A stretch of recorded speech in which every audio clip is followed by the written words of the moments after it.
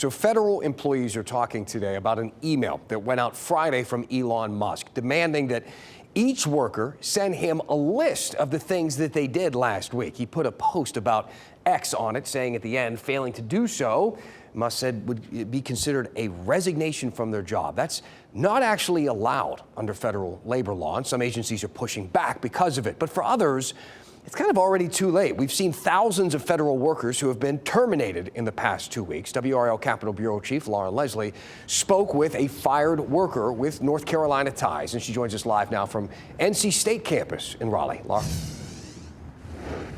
Danny, Michelle Kirchner graduated from NC State here last spring with a double PhD, and she went to work for the USDA's National Institute of Food and Agriculture. She was on a 3-year grant, but that ended abruptly just a few days ago with less than 1 year in on the grant.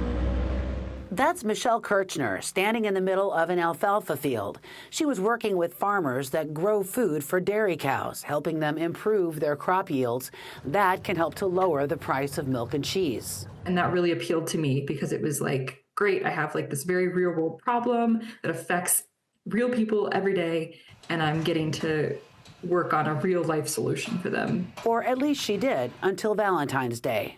I received my email at 6:30 p.m. on Friday saying that I was terminated based on my performance. Kirchner actually has great performance reviews, but she was considered probationary. In the federal system, probationary doesn't mean you've done anything wrong. It means you're new. She had been there less than a year.